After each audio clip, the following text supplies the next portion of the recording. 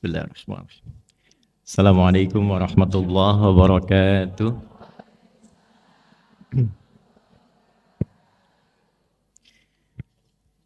Alhamdulillahilladzi jama'ana al-mu'minina wal mu'minat muhsinina wal muhsinat fi hadzal masjidil ihsan al-mubarak insyaallah. Nusalli wa nusallimu 'alal habibil mustafa nabiyyina Muhammadin wa ala alihi wa sahbihi wa dhurriyyatihi wa ummatihi ila yaumil mi'ad wa ba'd. Faya ahbaballahi wa ahbab rasulihi sallallahu alaihi wasallam minal aba'i wal ummahat usi nafsi wa iyyakum bitaqwallahi faqad fazal muttaqun fala tamutunna illa wa antum muslimun. Faqala ta'ala ya ayyuhalladzina amanu ittaqullaha haqqa tuqatih wa la tamutunna illa wa antum muslimun. Dan yang paling spesial, ini saya harus sapa semuanya, jamaah BKSM dengan seragam yang berbeda-beda. Jadi seragam ini asal daerah, asal majelis ta'limnya. Kenapa saya tanya dengan rombongan seperti ini? Karena nanti di Quran itu ada surat rombongan. Ada surat rombongan, tapi nggak ada surat seragam memang, ya. Tapi ada surat rombongan yang masuk surganya itu serombongan, ya. Tidak cukup dengan amin, kita belajar dulu ntar ya, supaya paham. Ya, bapak-bapak nanti belakangan ya Pak, surat bapak-bapak nanti tenang. Jadi ada surah Az-Zumar namanya, surah ke-39. Ya, nanti ada yang digambarkan, disampaikan oleh Allah dalam Al-Quran itu masuk surganya itu Zumara, ilal jannati Zumara, satu rombongan. Nah cuma itu baru umum Bu, baru umum. Ada orang-orang yang memang masuk surganya itu saling bergandengan tangan, bukan cuma serombongan. Jadi nanti ada yang dibagi 7 golongan, ada yang dibagi 2 golongan. 7 golongan itu nanti disebutkan dalam hadis Nabi SAW di Sahih Muslim. Sab'atun yadhilluhumullahu yawmal qiyamati fi dhillin yawma la dhilla illa dhilluh. Ada saat hisab nanti, itu 7 golongan, 7 rombongan. Saat orang lain merasa gelisah, takut, kemudian keringat sudah naik sampai ke dekat leher, yang penting pengen dihisab. Jadi sudah tidak ingat surga dengan neraka, yang penting cepat dihisab. Nah ada 7 golongan yang santai saja. Santai, tenang, karena dinaungi oleh Allah dengan payung yang sangat lebar. 7 nanti itu. Ya. Kemudian ada lagi yang 2 golongan. Yang 2 ini unik, jadi bisa masuk ke 7, bisa keluar dari 7. Bisa masuk ke 7, bisa keluar dari 7. Jadi kalau dia pengen di dalam yang 7 itu, dia santai gabung dengan yang lain. Al-imamul adil, ada pemimpin yang adil. Kemudian ada rajulun qalbuhu muta'alliqun bil masajid, ada anak muda yang lekat dengan masjid. Kemudian rajulani tahabba fillah, ada 2 yang saling mencintai karena Allah. Kalau bertemu tuh ngingetin, ayo kita ke masjid yuk, ayo majelis ta'lim yuk, ayo ngaji yuk. Kalau jilbabnya yang satu dilepas, dia ngingatkan lagi, jangan lepas ya, takutnya kita berpisah di hari kiamat. Ini 2 sahabat begini, itu nanti akan disatukan oleh Allah sejak hisab. Gak akan dipisahkan. Bahkan nanti ada hadis yang sahih, saat yang satu diperintahkan masuk ke surga, temannya belum muncul, dia berkata, ya Allah, ya teman saya belum ada. Teman saya belum ada. Maka diperintahkan untuk dipanggil kawannya, bergandengan dia ke surga. Itu masih di 7 golongan. Ya, jadi saya harapkan ibu jangan seragamnya aja yang kembar tuh. Ya. Tapi hatinya juga mesti ikut. Ya, hatinya mesti ikut. Nanti ada yang santai. Saya contohkan 3 dulu karena ini kita belum mulai, baru mau mukadimah ini ya. Nanti ada yang 2. Yang 2 itu yang suka selama hidupnya ngaji Al-Baqarah dan Ali Imran. Saya ulangi ya, yang suka mengaji Al-Baqarah dan Ali Imran. Jadi nanti fadilah surah Quran 114 itu beda-beda. Ada fadilahnya di alam kubur, seperti surah Al-Mulk, itu menjaga jasad. Ada fadilah surah Yasin, itu memuliakan khususnya saat kematian. Jadi wafat, kalau ingin setelah wafat disebut kebaikan-kebaikannya, itu rajin ngaji surah Yasin. Kalau ingin ditanamkan cahaya di kuburnya, itu surah Al-Mulk. Kalau ingin dijaga dari Jumat ke Jumat dan sepanjang hidupnya, itu surah Al-Kahf. Ya, ada tambahan lagi. Ya. Nah, jadi ibu silahkan. Mau Yasinan, boleh. Mau Baqarahan, boleh. Ali Imranan, boleh. Al-Kahfian, boleh. Ya, Al-Ikhlasan, boleh. Gitu. Al-Ikhlas nanti ada nasabnya juga. Semua surah Al-Quran itu ada fadilahnya. Kalau ibu nggak percaya, ya silakan. Minta cepat, besok dikubur kelihatan. Jadi yang dua itu, Al-Baqarah dan Ali Imran. Nah, yang ingin saya tekankan, ada yang saling bergandengan. Dan yang digandeng ini bukan cuma temannya. Yang digandeng ini ada orang tuanya, ada anak-anaknya, ada pasangannya, plus di belakang ikut rombongan kawan-kawan dan keturunannya. Ibu mau? Mau nggak? Baik. Ibu pilih mana? Gandeng suami, gandeng teman?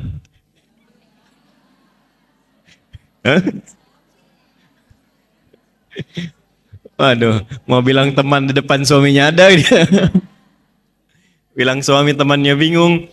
Ya, yang ini nggak ada pilihan. Pokoknya semua digandeng. Jadi suami itu pasangan, suami juga gandeng istri, langsung. Nanti ada orang tua, ayah dan ibu, kemudian ada keluarga di belakang, lalu rombongan-rombongan yang lain mengikuti. Itu di Quran surah ke-13, Ar-Ra'du ayat 23 sampai 24. Saya ulangi, Quran surah ke-13, Ar-Ra'du ayat 23 sampai 24. Kita belum mulai ya, Bu. Ini baru mukadimah ya. Makanya saya agak cepat sedikit. Perhatikan baik-baik. Surga, saya ulangi, surga. Siapa yang pengen ke surga? Siapa yang pengen surga Firdaus? Yang sesurga bersama istri-istri Nabi? Saya.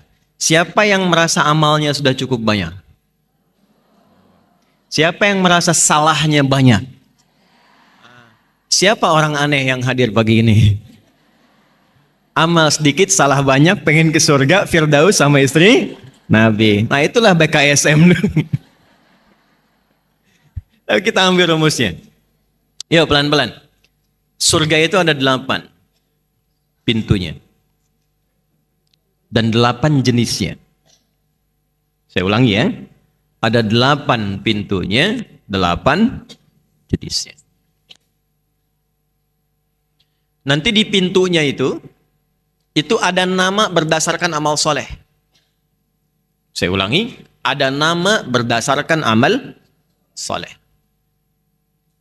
Misal, ibu rajin puasa. Ya, belum Ramadan sudah puasa. Puasa sunnah maksudnya ya. Senin, kemudian Kamis, puasa Daud. Ya. Puasa Daud tuh, kalau sudah puasa Daud, Senin Kamis berhenti, Bu. Ya, jadi misal, Senin puasa, Selasa istirahat. Rabu puasa, Kamis istirahat. Itu konsepnya. Jadi levelnya naik. Di Senin dengan Kamis tambah Ayyamul Bid tengah-tengah misalnya, pindah ke puasa Daud, itu berhenti dulu yang Senin Kamisnya. Karena sudah diikutkan ke puasa Daudnya. Itu level yang tingginya. Walaupun tidak dilarang kalau ingin ditunaikan puasa di hari bertepatannya. Misal Senin puasa, Selasa istirahat. Rabu puasa, Kamis istirahat. Kalau ingin puasa pun tidak dilarang. Tapi idealnya berhenti dulu. Lalu lanjutkan supaya siklus puasa Daudnya teratur.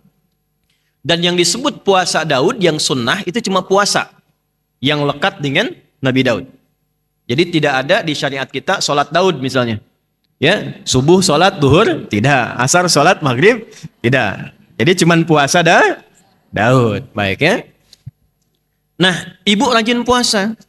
Sebelum Ramadan sudah berlatih puasa. Itu ketika pulang oleh Allah dikhususkan satu nama pintunya khusus untuk amalannya. Namanya Ar-Rayyan. Apa namanya? Ar-Rayyan. Baik. Lis-shaimi babun fil jannati yuqalu Rayyan. Oh, kama qala Rasulullah sallallahu alaihi wasallam. Bagi orang yang rajin puasa, itu ada pintu khusus saat kembali kepada Allah. Di surganya namanya Ar-Rayyan. La yadkhuluhu illa shaimun. nggak akan pernah masuk lewat pintu itu kecuali yang biasa rajin puasa. Nanti pintunya manggil. Ada penjaganya malaikat. Aina shaimun, aina shaimun. Mana yang biasa puasa, mana yang biasa puasa. Nah, kalau yang nggak bisa ngaku-ngaku, Bu. Kan mulutnya dikunci, nggak bisa saya gitu, nggak. Itu amalnya langsung yang terbiasa, membentuk keadaan tubuh, amal itu yang membawa tubuh dia bangkit. Karena mulut dikunci. Yo yang ngaji Yasin, al-yauma nakhtimu ala afwahim. Atau kallimuna wa tashhadu. Nah, mulutnya nggak bisa jawab. Badan yang biasa beramal itu langsung bangkit masuk. Fa idza dakhaluhu ughliqa. Kalau sudah masuk tutup rapat. Nanti ada pintu namanya pintu tahajud, babut tahajud. Gak akan masuk lewat situ kecuali yang rajin tahajud. Ada pintu namanya babul sedekah. Pintu sedekah. Gak masuk lewat situ kecuali yang rajin sedekah. Nanti ini jumlahnya ada 8, berurutlah dari 8 amal soleh ini, 8 nama pintu surga berdasarkan keterangan Nabi SAW. Tertingginya nanti disebut dengan Firdaus, tengah-tengahnya yang indah disebut dengan Aden. Jadi surga itu nanti ada Darussalam, Jannatun Naim, tengah-tengahnya ada surga Aden, itu tamannya yang paling indah. Tertingginya surga Firdaus. Nah, ada orang yang serombongan tadi, kembali ke awal, itu diperintahkan oleh Allah masuknya lewat tamannya dulu yang tengah-tengah. Sehingga kelihatan semua keindahan surganya. Lalu diminta dia naik masuk lewat surga itu, mengelilingi semua surga. Ke setiap pintu surga. Dan dahsyatnya diperintahkan malaikat semua untuk berbaris di setiap pintu surga, memberikan selamat kepada golongan ini karena berhasil menunaikan amal saat di dunia dan mendapati kenikmatan yang tadi diberikan. Itulah di Quran surah ke-13 ayat 23-24. Yuk kita baca. Jannatu adni yadkhulunaha. Ada ayatnya? Baik. Ada satu rombongan di antara hamba Allah yang masuk surga lewat surga Aden. Keindahan tamannya. Pelan-pelan ya. Nanti saya berikan rahasianya. Dari di antara kita saja ya. Kenapa harus dibalas dengan taman yang indah dulu? Ada sekelompok manusia, hamba Allah, itu lelahnya, capeknya, pengorbanannya, pikirannya, tenaganya saat dia di dunia itu dibalas oleh Allah, dihilangkan semua, masuk lewat yang paling indah dulu, lihat taman. Ibu kalau sedang capek, lelah dengan suami, dengan keluarga, akhir pekan biasanya kemana? Rekreasi kan? Ya kan? Rekreasi itu untuk apa? Melepas penat, melepas lelah. Terkadang kan ada yang olahraga, ke taman, jalan, dan sebagainya. Itu prinsipnya.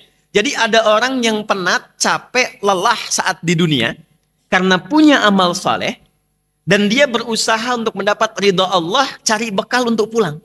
Itu ketika pulang, dihilangkan oleh Allah semua penat, lelahnya, baru lihat saja sudah lupa dengan semua capeknya. Saking indahnya. Ya, makanya disebutnya Aden. Dan sering diambil jadi nama-nama kekinian. Ya, ada yang namanya Eden, kan? Eden Hazard ya, pemain bola itu kan, yang Chelsea kalau nggak salah pindah ya. Sekarang di Arab. Saya nggak pernah nonton Bu, tapi saya hafal. Ya. Masuk lewat situ, perhatikan kalimatnya. Wa man salaha min abaihim. Tapi Allah tidak menghendaki dia masuk sendirian. Gandeng ayah ibumu yang saleh. Pelan-pelan ya. Wa azwajihim, gandeng pasanganmu yang saat di dunia itu kompak menyiapkan itu. Ini poinnya. Wa dzurriyyatihim, dan keluarga keturunan besar mereka di belakang. Ikut semua. Plus dzurriyyah itu bisa diartikan keturunan sampai dengan ke bawah, bisa nanti cabangnya yang teman-teman kumpul tadi itu. Belum selesai. Wal malaikatu yadkhuluna 'alaihim min kulli bab, dan diperintahkan malaikat itu berbaris di setiap pintu surga menyambut rombongan parade ini masuk. Lalu mereka mengatakan, "Salamun 'alaikum bima sabartum." Selamat Tidak semua bisa masuk lewat sini, dan tidak semua hamba Allah bisa melalui jalur ini yang disambut semua malaikat. Karena Anda bisa masuk sini, sabar saat beramal soleh di dunia. Fani'ma uqbad dar, sekarang nggak ada lelah lagi, nggak ada capek lagi. Silahkan nikmati satu tempat yang tidak pernah dijamah oleh makhluk manapun.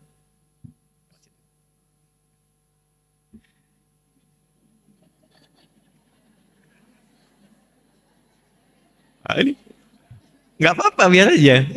Nggak apa. Nah, kalau saya sudah biasa, anak-anak, itu barangkali malaikat yang sedang menyamar. Ya, bagus. Ya. Bentar.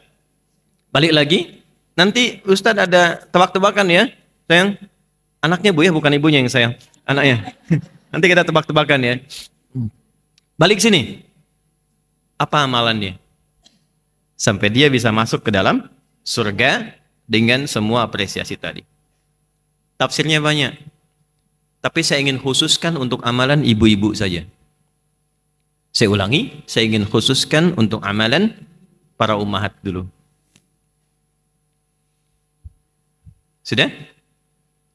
Nanti kalau detailnya banyak, ada ahli Quran, ya, ada amalan khusus dia yang terkait dengan masjid, dengan sedekah macam-macam.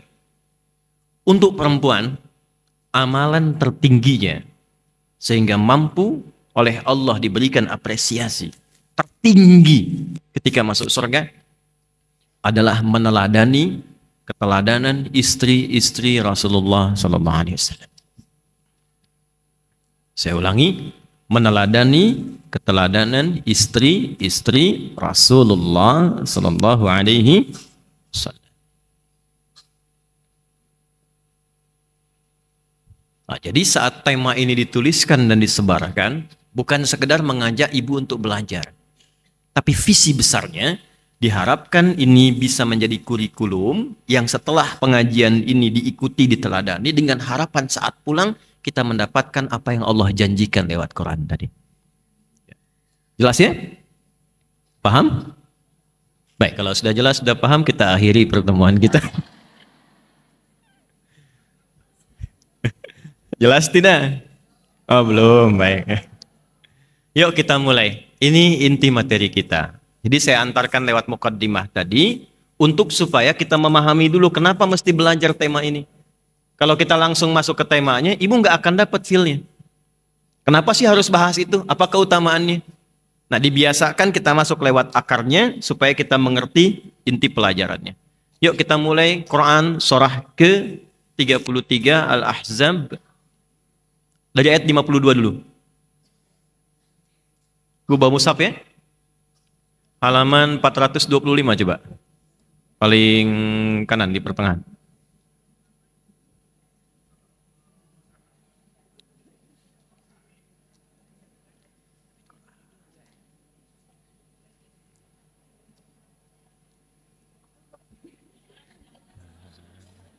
Oh ya, apa? Oh jangan sibuk, sini aja.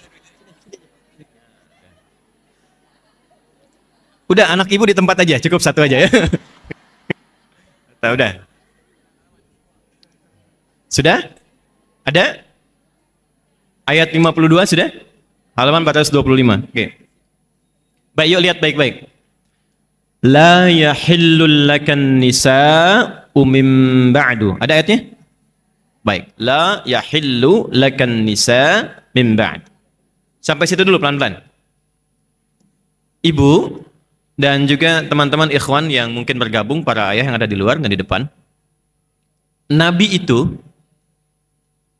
oleh Allah dari sejak sebelum kelahiran, kemudian lahir, tumbuh berkembang, sampai berumah tangga, sampai meninggal, itu semuanya oleh Allah sudah diberkahi perjalanan hidupnya. Dan dijadikan role model semuanya. Satu-satunya manusia yang sebelum lahir, berkehidupan sampai wafat, yang dijadikan semua perjalanannya itu teladan, itu cuma Rasulullah. Nabi Muhammad sallallahu alaihi wasallam. Karena itu, oleh Quran ditetapkan dengan nama uswah.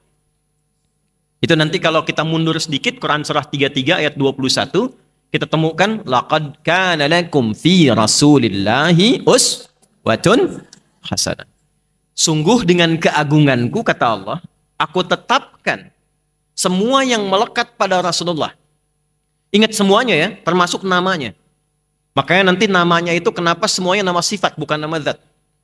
Nama zat itu begini, saya Adi. Ya, ini Ustadz Teguh nih. Itu zat, bukan sifat.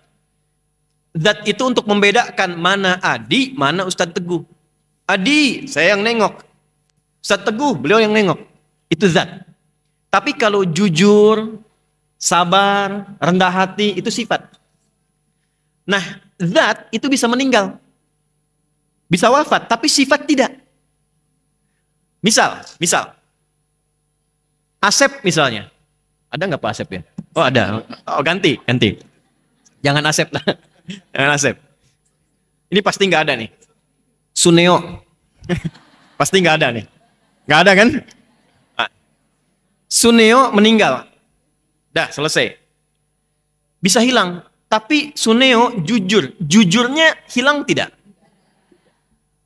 Orangnya boleh meninggal, tapi sifatnya tidak. Nah, semua nabi selain Nabi Muhammad SAW itu rata-rata nama zat, bukan sifat. Adam, Nuh, Musa sampai ke Isa itu rata-rata nama zat. Nama yang melekatkan identitas.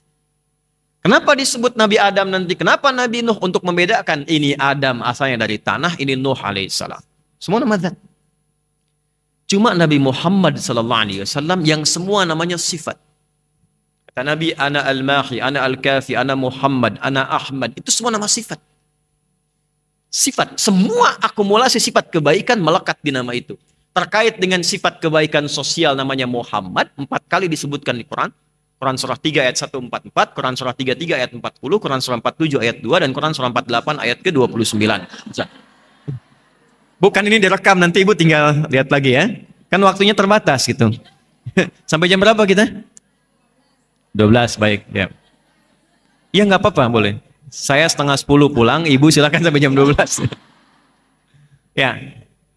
Nama yang terkait dengan Allah, ketakwaannya, ngajinya, sholatnya, tahajudnya sampai kaki bengkak, itu disebut Ahmad. Cuma sekali disebutkan di Quran.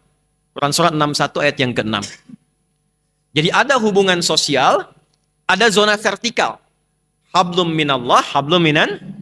1 tambah 4 berapa? 5 kan? Nah, rukun Islam ada berapa? 5. Yang satunya itu hablum minallah yang terkait dengan syahadatain. 4-nya syariat. Salat itu fungsi dasarnya bukan cuma menyembah Allah, tapi hasilnya fungsi sosial. Kalau ibu salatnya benar, tapi nggak baik dengan teman-teman sekitaran, itu salatnya disoal. Dengan tetangga nggak baik, dengan anak nggak baik, dengan suami nggak baik, itu sholatnya dipermasalahkan. Coba lihat Quran surah 29 ayat 45. Ya, ibu hafal ayatnya. Innas sholata tanha anil fahsya. Sungguh kalau sholat benar dikerjakan, kalau sholatnya benar, itu dampaknya membentuk pribadi yang baik. Tidak mengerjakan fahsya. Fahsya itu keburukan yang bersumber dari syahwat. Maaf, LGBT, porno aksi, pornografi, kata-kata jorok, zina, tampilan-tampilan bersyahwat itu fahsya. Mungkar keburukan yang diingkari oleh hati. Mencuri, menipu, bikin hoax, gosip. Tuh. Itu mungkar. Jadi tidak mungkin ada orang menunaikan sholat melakukan perbuatan mungkar. Itu dampaknya sosial. Jadi sosial syariat. Yang satu lagi terkait hablum minallah itu, ya, yang terkait dengan ilahiyat. Itu 4 tambah 1, 5 diwakili oleh nama Muhammad dan Ahmad. Itu baru nama. Cuma karena materi kita terbatas, saya ingin cepat langsung ambil kesimpulan. Dari namanya, dari lahirnya, sampai semua yang terkait dengan beliau, itu jadi teladan. Semuanya. Di siapapun yang pernah hidup membersamai, beriman, belajar, sampai dipertahankan sampai wafat, otomatis dia akan jadi teladan dalam hidupnya. Itulah uswah. Ibu kenal Abu Bakar gak? Bagus. Kalau kenal saya pulang. Siapa yang pernah tahu beliau itu baik? Kita tahu itu setelah masuk Islam. Setelah kenal Nabi Muhammad. Umar itu sebelum kenal Nabi Muhammad dikenalnya seorang preman, pemabuk, minimal 5 kali sehari, tukang duel. Setelah masuk Islam, itulah kisah yang kita dengar sekarang. Itu Umar. Yang terkait dengan pembahasan kita, kenapa istri Nabi ditetapkan jumlahnya spesifik, nggak boleh lebih, tetap harus segitu, dan setelah ada semua lengkap itu, Nabi dilarang menikah dengan perempuan manapun lagi. Itulah ayat yang turun tadi. Quran surah 33 ayat ke-52. Lihat ayatnya. Yuk saya turunkan ya.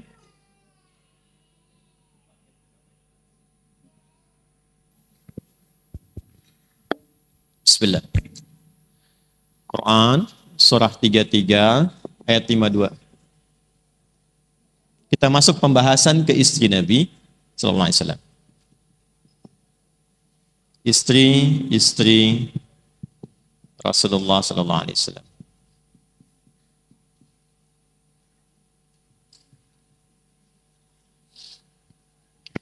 Saya mohon izin saya pelankan penyampaiannya karena kita sudah masuk ke intinya supaya lebih gampang dipahami.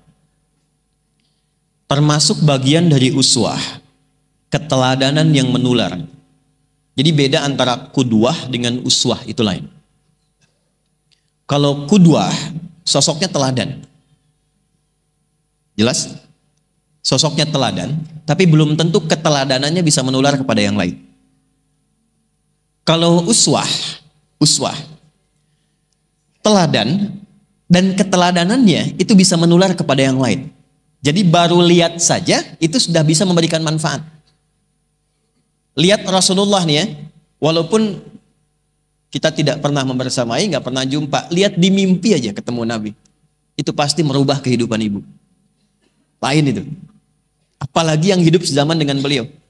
Apalagi yang bergaul. Nah, keteladanan yang berlanjut itu disebut dengan uswah. Kalau ibu perempuan ingin cari keteladanan terbaik yang pernah hidup bersama Rasulullah SAW, tingkat A1-nya istri-istri Rasulullah SAW. Karena beliau yang tinggal di rumah membersamai Nabi, 24 jam bersama Nabi, otomatis tidak ada satupun perempuan di muka bumi yang bila ingin menjadi perempuan terbaik, contoh teladannya nggak ada yang lain kecuali istri-istri Rasulullah Sallallahu Alaihi Wasallam. Dan tadi saya katakan jumlahnya pun Allah yang atur. Kalau sudah jumlahnya ini tercukupi, dilarang Nabi menikah lagi. Walaupun perempuan yang terlihat itu lebih cantik dari jumlah yang telah dinikahi itu. Walau a'jabaka husnuhunna, Muhammad cukup ini bilangannya. Kalaupun ada yang lebih menarik tampilannya, lebih cantik dari paras fisikalnya, tetap Nabi nggak diperkenankan. La yahillu lakan nisa'u mim ba'du. Setelah ini nggak ada lagi yang boleh dinikahi. Apa rahasianya? Sebelum ke rahasianya, saya tanya dulu, berapa jumlah istri-istri Rasulullah Sallallahu Alaihi Wasallam? Boleh angkat tangan. Angkat tangan, jangan keroyokan. Angkat tangan. Ibu, 13. Ya, salah. Gak apa-apa, yang penting sudah usaha. Berapa? 11, 9. Buka Google dulu deh, klik. Ya, ibu 18. Banyak banget. 14. Masya Allah. Ya, salah. Ya, 9. Kurang sedikit lagi. Tuh. Angkat tangan.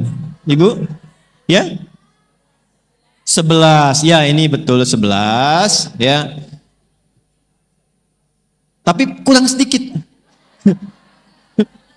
Ya. Kenapa? 13. Ya, salah. Waktu habis. 11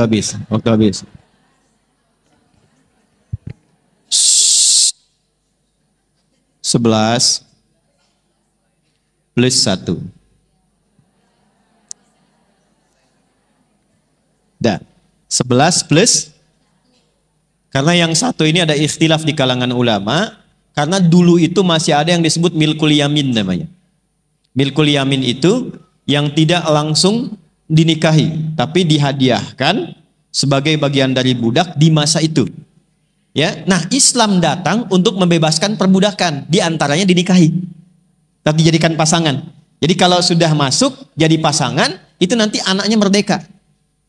Ya, jadi Islam itu datang membebaskan perbudakan. Nabi itu dihadiahi oleh seorang raja namanya Kaukas, seorang perempuan untuk jadi asisten bantu Nabi, namanya Maryah Al-Qibtiyah dari Mesir. Dari Maryah inilah lahir seorang anak bernama Ibrahim, yang kemudian meninggal dunia dalam suasana sedang apa? Khusuf. Khusuf itu gerhana. Makanya orang menyimpulkan saat gerhana ini semua alam sedih karena putranya Nabi Muhammad meninggal, yaitu Ibrahim. Maka turunlah syariat sholat khusuf, sholat gerhana untuk menjelaskan bukan karena meninggalnya ini, tapi ini fenomena alam yang menunjukkan hikmah dari Allah. Nah, para ulama ada yang menyebutkan ini 12 masuk golongan, ada yang membedakan untuk mengenang sejarah dan memberikan dampak hukum tetap 11 plus 1. Ada yang jawab 11 plus 1 tidak? Berarti aman. Padahal saya itu sudah menyiapkan logam mulia yang bisa jawab, saya kasih itu. Alhamdulillah. Waktu habis. Dan.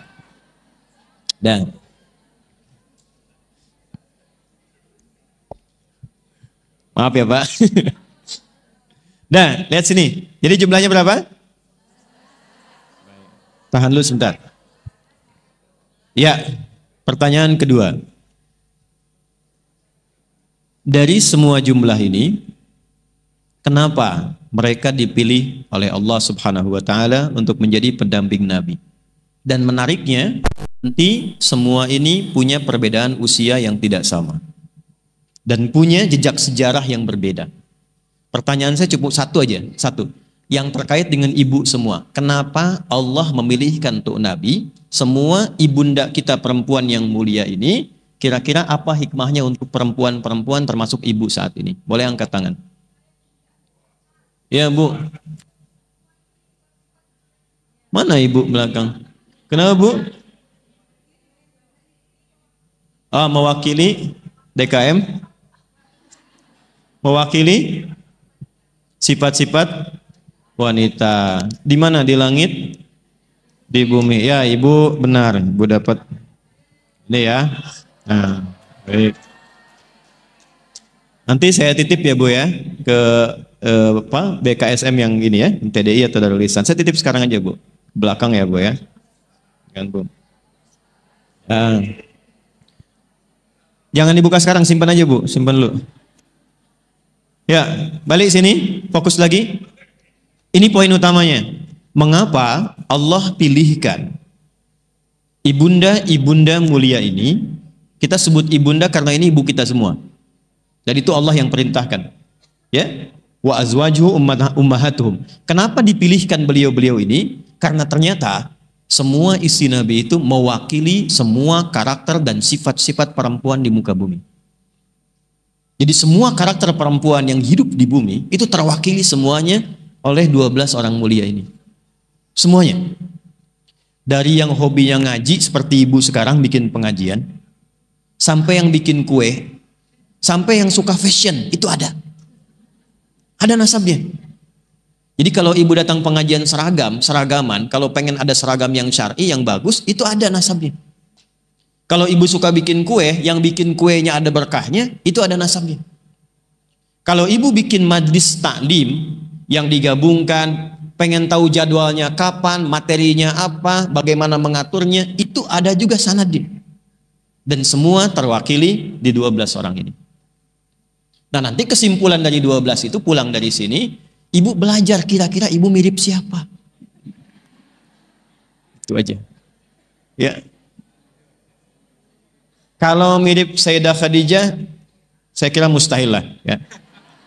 Gak ada harapan ibu, pokoknya jauh. Karena yang 11 pun pengen ikut gak bisa.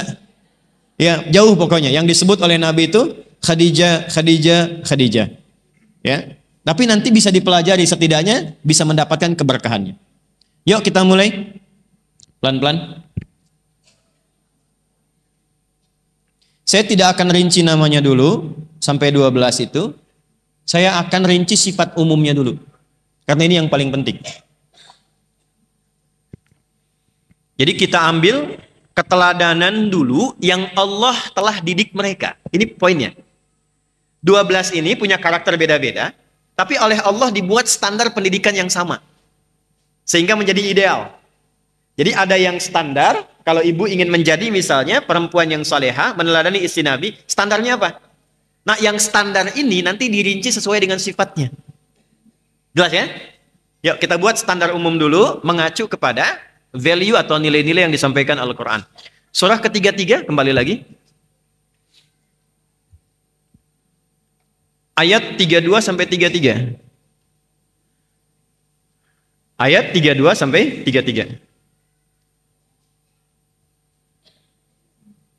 Halaman 423. Ada? 422, 423.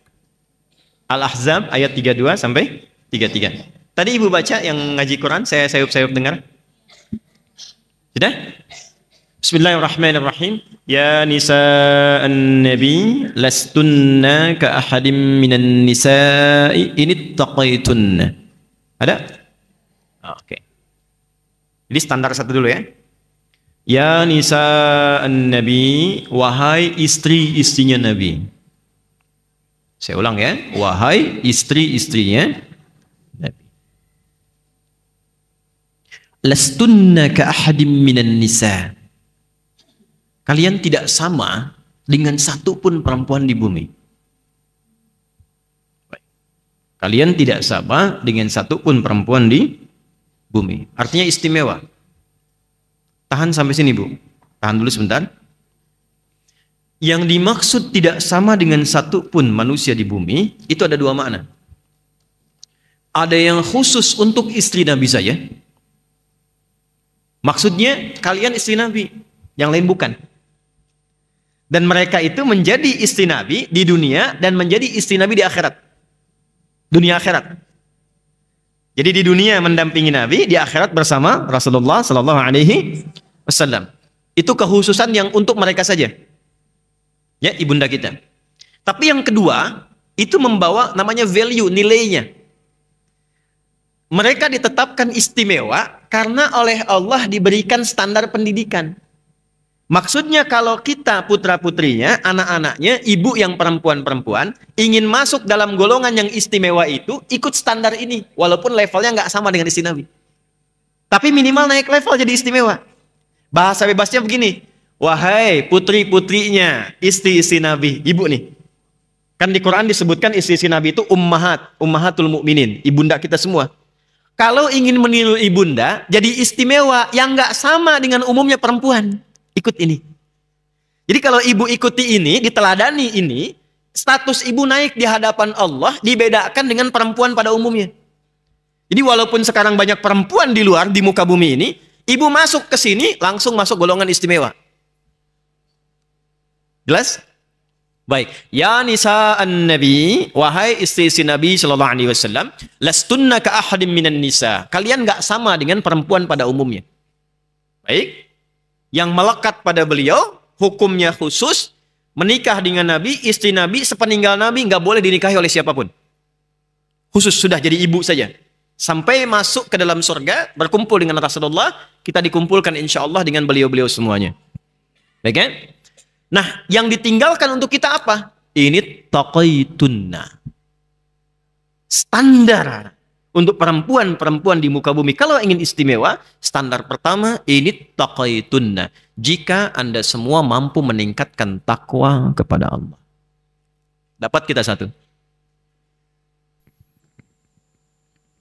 Jadi yang pertama, amalan pertama untuk meneladani. Ini kan?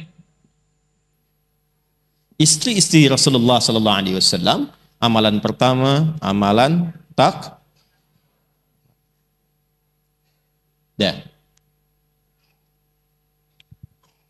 Sudah? Satu dulu sebelum masuk ke ayat 33. Satu dulu.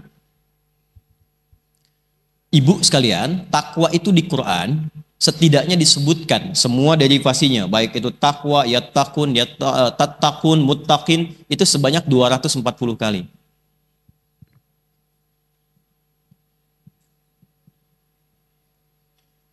Jadi kalau ibu ingin meningkatkan takwa kepada Allah, maka harus dikeluarkan 240 kata ini. Jelas? Jelas? Ya, kalau sudah jelas, sudah. 240 ini dibagi 3. Dibagi 3. Nah, 3 ini yang nanti kita akan turunkan. 1, hubungan dengan Allah berupa ibadah ritual. Ibadah ritual. Hubungan dengan Allah itu bahasa Arabnya hablum minal. 1. Nanti kita akan bahas termasuk amalan istri Nabi, apa saja amalan ritualnya. Kedua, amalan sosial. Hablum minan, ibadah sosial.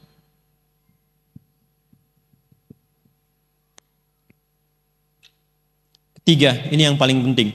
Ini yang bisa menjaga dari, keretakan rumah tangga, sampai perpisahan, sampai juga isu-isu yang tidak baik. Saya sekarang itu meriset, tanya-tanya gitu, kalau ngisi khutbah nikah atau nasihat nikah itu suka tanya ke penghulu.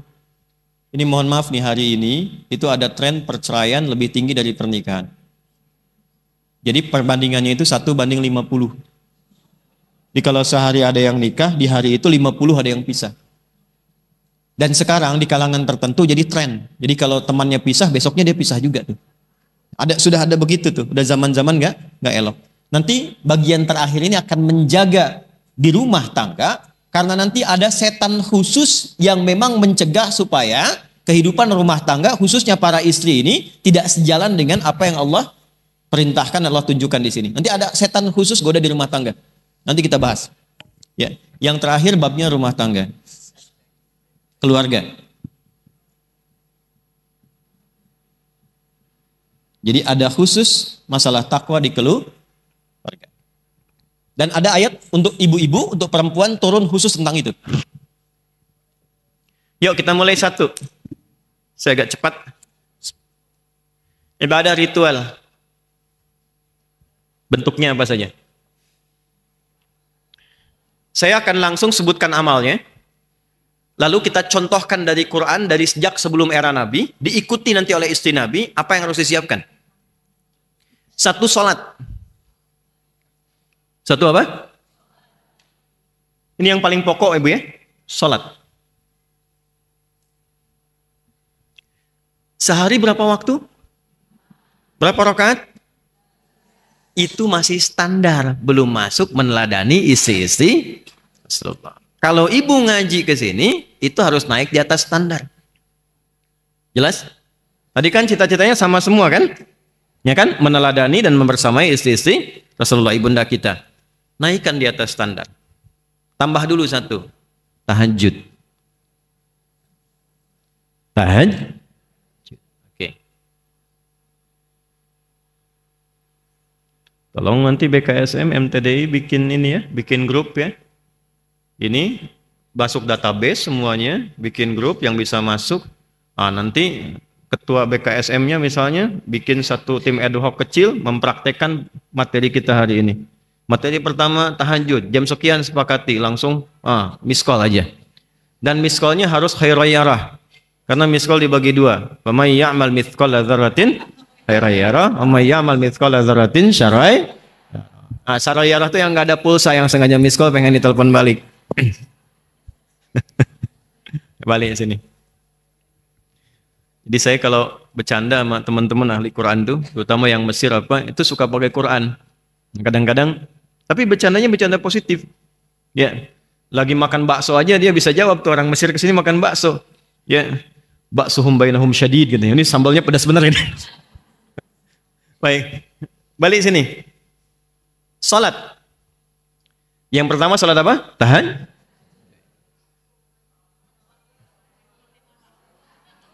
Saya kan naikin levelnya, Bu. Yang tadi standar, jadi nggak perlu saya sebut lagi. Ibu nggak usah debat, kalau nggak saya selesai nih. Kalau yang standar, saya nggak perlu sebut lagi. Nggak pakai ya. Itu 5 waktu itu udah otomatis. Ibu mau teladani, mau enggak, itu kewajiban ibu 5 waktu. Tapi karena levelnya pengen naik, kita tambahin. Nomor 1 apa? Tahajud. Tuh. Halo? Dekat ya. Nah, sekarang tempatnya. Di mana tempat tahajudnya? Udah, jangan jawab dulu. Saya nanti turunkan. Ini bukan tebak-tebakan yang ini ya. Tempatnya betul di rumah. Tapi kalau ibu ingin lebih, saya tunjukkan satu bagian dari Quran namanya khusus. Mihrab. Namanya apa? Mihrab. Pelan-pelan ya. Sholatnya apa tadi? Tempatnya apa? Baik. Sudah. Saya sebutkan fungsinya dulu supaya terukur pembahasan kita. Mihrab itu di antara tempat spesifik yang disebut dalam Al-Quran bisa mempercepat terkabulnya doa sekaligus mendatangkan rizki dari sisi yang tidak diduga. Itu mihrab. Itulah rahasianya kenapa para imam mimpin sholatnya di mihrab. Dibedakan dengan yang lain. Karena imam pemimpin sholat, yang mimpin doa. Diharapkan ketika imam mimpin itu, doa-doanya cepat dijawab oleh Allah. Itu yang menjadikan gak semua orang bisa jadi imam. Khusus. Itu yang menjadikan semua imam sebelum sholat, nengok dulu ke belakang. Dilihat dulu. Untuk diketahui siapa yang sholat.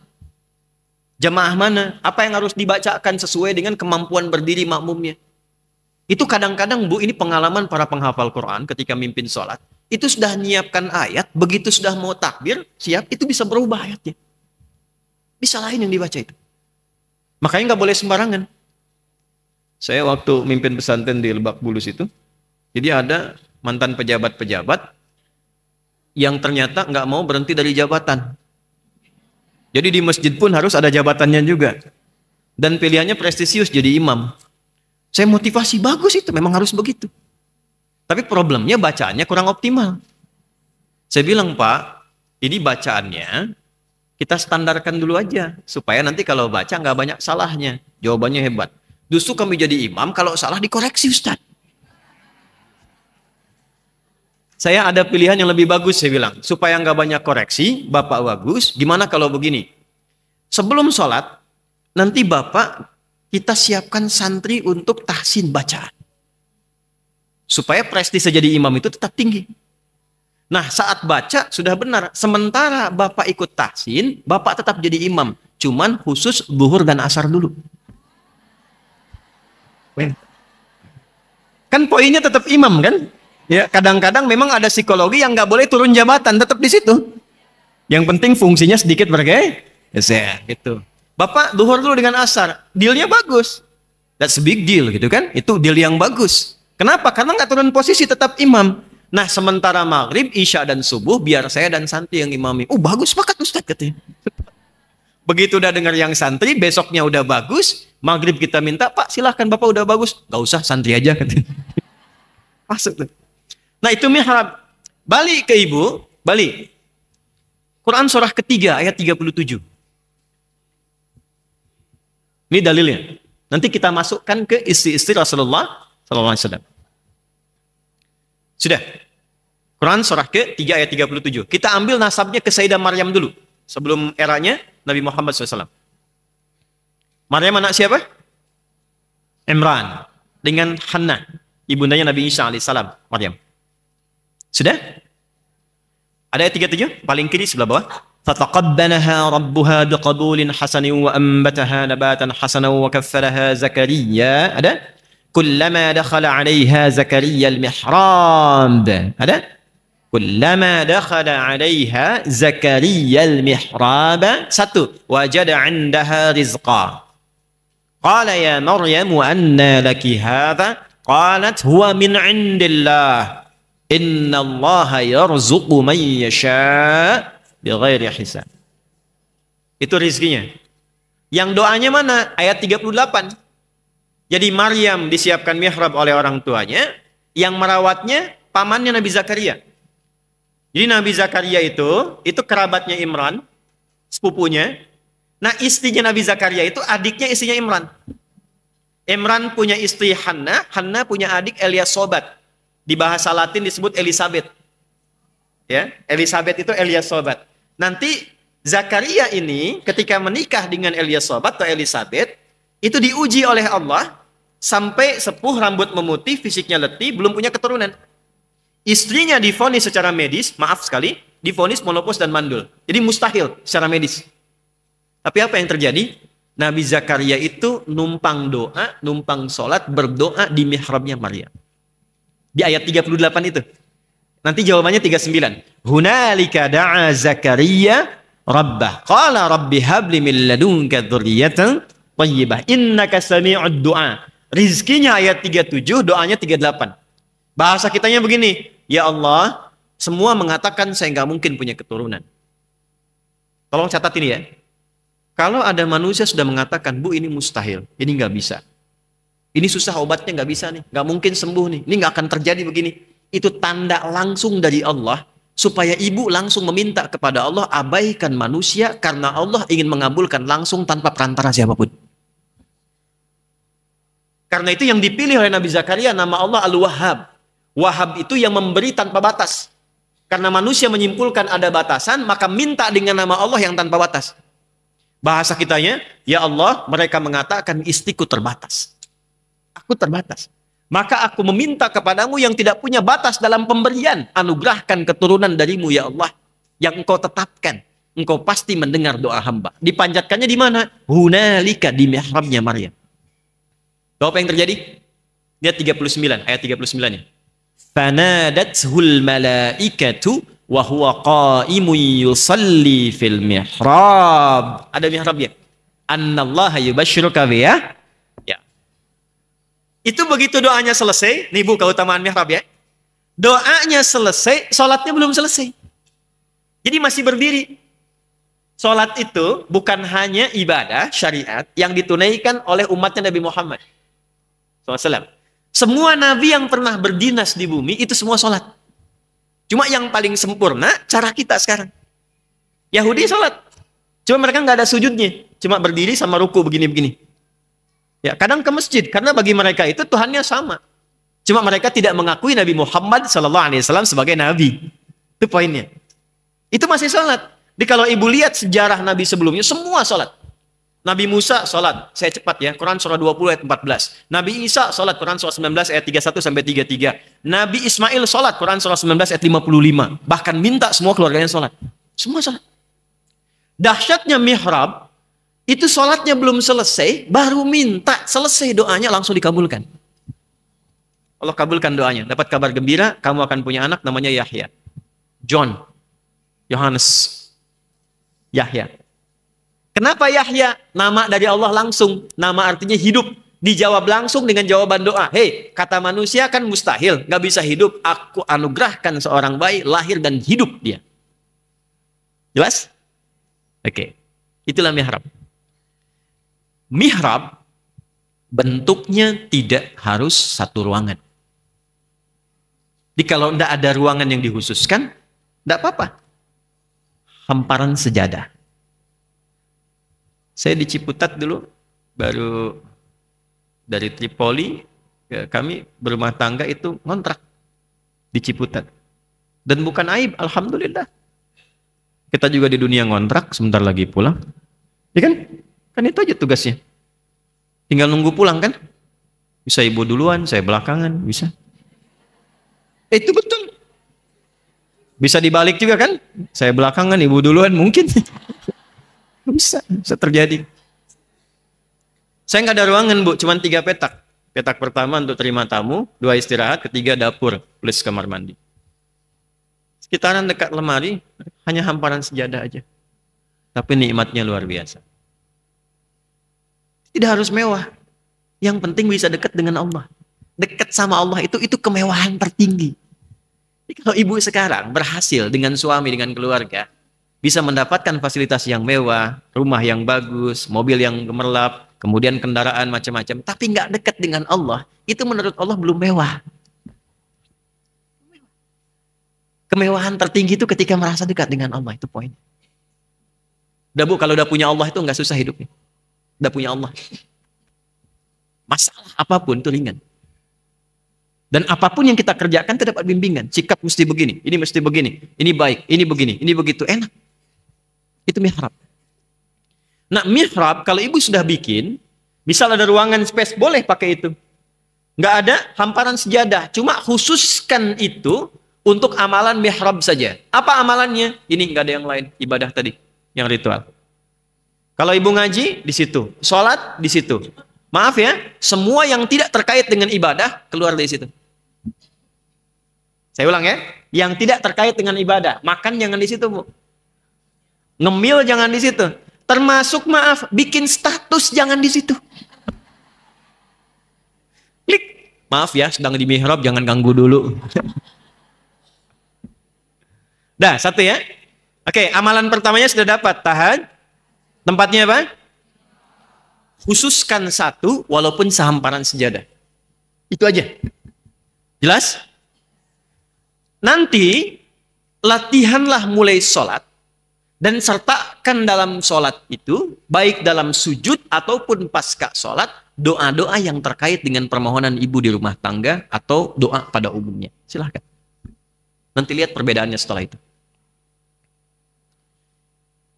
Ibu tahu berapa ukuran rumahnya Nabi SAW? Berapa? Hah? Berapa? Ya, gampangnya begini, gampangnya RS7. Gampangnya RS7. Ruangan sangat sederhana sekali sehingga selonjoran saja susah. Sudah? RS7. Ruangan sangat sederhana sekali sehingga selonjoran saja susah. Nah itu, gampangnya begitu. Itu mihrabnya Nabi itu. Jadi viralnya begini. Waktu Nabi sholat, kakinya kan kena kaki Sayyidah Aisyah waktu tidur. Ya kan? Ibu masih enak kan? Ibu sholat, suami kan di tempat yang lain. Tuh kan? Masih di kamar maksudnya, bukan di tempat lain ya. Atau suami sholat, ibu di ruangan terpisah. Tapi begini, Nabi sholat kan viral kisahnya. Dalam hadis Al-Bukhari kan, Nabi sedang sholat. Sayyidah Aisyah bergerak, kakinya kena kaki Nabi. Tak, kaget, bangun. Melihat Nabi, kakinya sudah bengkak. Itu rakaat pertama, Bu. Bengkak. Makanya kalau ibu buka Al-Bukhari, nomor hadis 2010 sampai 2012, itu datang beberapa sahabat untuk nanya aja kepada Sayyidah Aisyah, kaifa kanat salatun Nabi SAW. Salat malamnya Nabi gimana sih? Kami pengen ikuti. Perhatikan komennya Sayyidah Aisyah. Itu kalau sudah komen, ibu nggak usah komen lagi. Langsung like, subscribe, and share. Nggak usah banyak komen. Ya. Lihat. La tas'al an husnihinna wa tulihinna. Aduh, jangan ditanya bagus dan panjangnya. Nggak usah ditanya. Penasaran. Abdurrahman bin Auf, Abdullah bin Mas'ud, Ubay bin Ka'ab radhiyallahu ta'ala anhum jami'an dan beberapa yang lain. Besoknya ikut di belakang Nabi ketika dalam satu peristiwa Nabi nggak di rumah. Begitu sholat di belakang Nabi baru tahu ternyata rakaat pertamanya mereka duga 100 ayat Al-Baqarah. Baca. Dikira berhenti, nyambung sampai selesai. 286 ayat. Udah siap-siap ruku tuh sahabat itu, nyambung Ali Imran. 200 ayat. Disimpulkan ini saatnya ruku, nyambung An-Nisa 176 ayat. 5 juz 4 halaman. Setelah An-Nisa itu barulah beliau ruku rakaat pertama. Itu besoknya nggak ikutan lagi. Nah, Sayyidah Aisyah lebih dahsyat. Jadi begitu melihat kakinya bengkak, begitu salam, lihat komen pertamanya. Ya Rasulullah, atau kama qalat lima hakadha. Alam takun madmuna? Alam takun ma'suma? Ya Rasulullah, kenapa mesti sampai bengkak kakinya? Bukankah engkau dijamin masuk surga? Jadi Nabi itu satu-satunya manusia yang sebelum meninggal surat surganya sudah turun. Al-Kautsar itu, inna a'tainakal. Nabi lain nggak dapat. Rasulullah itu belum meninggal, satu surat turun menjamin surganya. Alam takun maksuma, bukankah engkau dijaga dari salah? Nggak salah. Dijaga oleh Allah supaya nggak salah. Diluruskan. Kenapa masih tahajud sampai bengkak kakinya? Lihat komen Nabi. Afala akunu abdan syakura. Apa nggak boleh aku mensyukuri nikmat-nikmat yang Allah engkau sebutkan tadi itu? Yang telah Allah berikan kepadaku dan engkau sebutkan tadi itu, saya ingin mensyukurinya. Nah, sejak peristiwa di situ itu, Sayyidah Aisyah memutuskan. Apa di antara putusannya? Inilah hikmahnya Allah menjadikan Sayyidah Aisyah itu pendamping Rasulullah sejak usia belianya. Jadi bukan kebutuhan biologis untuk belajar nasab pengetahuan dari Nabi. apa saja amalan spesifik dari Nabi itu yang bisa diwariskan untuk generasi anak-anak keturunan beliau, termasuk kita.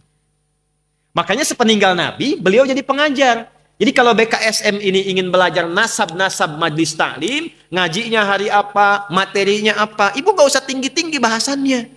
Keluarkan itu hadis-hadis dari Sayyidah Aisyah. Beliau sepeninggal Nabi mendapatkan hadis 2.210 hadis. Itu aja, Bu. Ya. Satu hari satu hadis kan cukup, ya kan? Untuk 8 tahun. Setahun berapa hari? 365, 2.210 hadis itu berapa? 7 tahun sampai 8 tahun kan? Jadi kalau ibu bikin kurikulum sehari satu hadis, update. Kemudian kan sekarang zamannya aplikasi. Share maknanya ini, di Alisan ada kajian yang bahas ini, hadisnya keluarkan satu. Tiap hari satu hadis dengan niat meneladani Sayyidah Aisyah. Dipertemukan dengan beliau di akhirat. Bu, di dunia itu ada orang Mesir, profesor, doktor, ahli agama. Itu membela kehormatan Sayyidah Aisyah dari tuduhan Syiah. Di Syiah itu menuduh yang tidak pantas pada Sayyidah Aisyah. Beliau menulis buku dan ceramah pembelaan pada Sayyidah Aisyah.